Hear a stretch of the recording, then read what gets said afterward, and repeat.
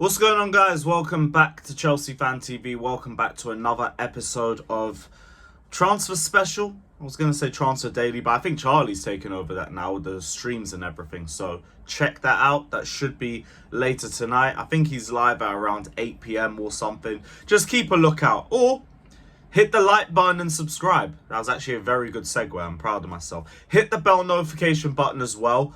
And whenever Charlie's live, you'll know. So yeah, just hit the bell notification button, like, subscribe. Check out my personal channel as well. We do live streams every afternoon around 4 p.m. It's chaotic as hell. So check it out, people.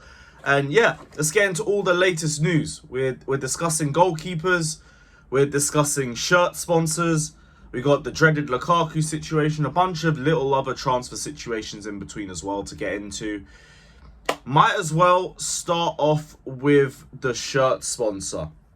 We're now asking for only 25 million for a shirt sponsor after launching our home kit without a partner. Less than half of the original 60 million asking price. Even though Stake offered us 40 million and half this fan base got into their feelings. I get it for religious circumstances. If you just don't fuck with gambling like that, fair enough.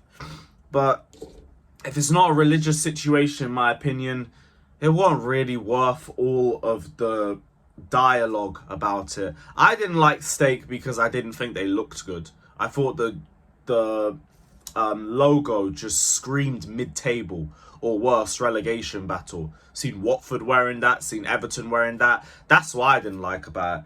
I didn't care about the moral code of the company. Like, I've always believed that nearly every big company has a shady history in itself. If you dig deep enough, some is just really clear to see, some isn't. So, if you're looking for a morally correct company to be on the front of our shirts, you're going to be looking for a very long time.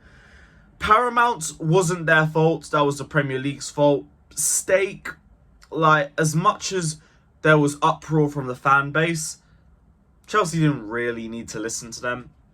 They didn't have to. Like, I've seen clubs like West Ham do sponsorless kits and kits with the sponsors. Out of respect to people who don't like gambling companies because of religious reasons. That, I think, would have been a perfect alternative that suits everybody and still gives Chelsea the money that they needed. This just, it's a step back. It's a step back. And the ownership's meant to be a lot stronger in terms of advertising and promotions than, let's say, the old regime was meant to be. That's what they came out and said anyway. So this is a bit of a step back in terms of that. But I mean, it's obviously not done yet. We might get a good sponsor. We might still get good money. But it doesn't look good. Doesn't look good. Hopefully we get at least an aesthetically pleasing sponsor. Something with big font as well. Nothing like free that comes off after a couple months of washing. Let's see what happens. Let's see what happens. Moving on to Kepa. PSG could potentially be in for Kepa as Luis Enrique has doubts over Gianluigi Donnarumma's ball-playing ability. With Chelsea's Kepa, Lloris and De Gea being one of the names mentioned. Which I can't lie, it's probably the worst list of goalkeepers I've ever seen. How do you have a problem with someone's ball-playing ability and then you want David De Gea? First off, before I even get into Kepa, like, that makes no sense. That's a massive red flag to me already. Kepa, I mean, don't get it twisted. He can play out the back, but he's massively overrated in that regard. He's okay at it. And if anything, I think he holds onto the ball for so long, he kills counterattacks, and that's his own problem. I don't mind keeping Kepa for another season. I've already said that. I think we've got bigger worries than him. But if we have an opportunity to sell him, and there is a club willing to pay those 150k a week wages, you take that opportunity because we have been waiting years for a club to do that. So it depends on how serious PSG are. If they want him, put the money up and accept. If they don't, I guess we keep Kepa for one more year. And I'm not fussed with whatever happens. On Caicedo, the deal is now moving between Chelsea and Brighton. AKA long, boring. This is the same crap reposted every day for the last 2 weeks. Chelsea and Brighton are talking about the payment structure. Apparently, Brighton want either 85 million straight up front or they want 100 million in 4 installments. So, yeah, I kind of get Chelsea's stance. 85 million in one go is a lot to ask of any club. Any club. We'll see what happens. The problem is we just keep getting non-updates. And I have to sit here and try and talk about like something's changing. Nothing has changed. Nothing has changed on the Caicedo front. On to Lukaku. Not much has changed here either. Although Inter don't sound as convinced that he only wants them as they did before.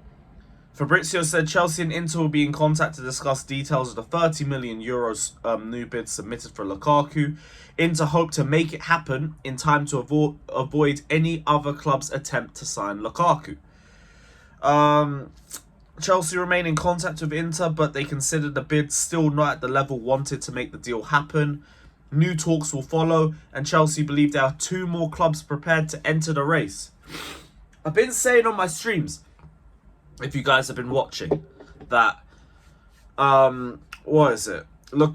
eventually will move on from Inter Milan because he needs game time this year with the Euros coming up next year.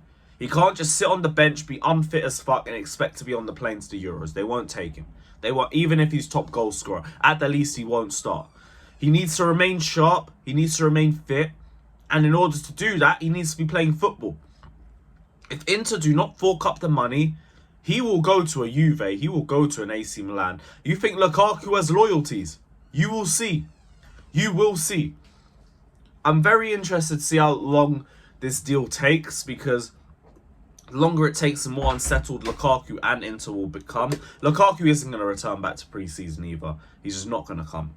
And that's fine. Please don't come back. We don't want you back anyway. But I don't think Lukaku will be here by the end of the summer.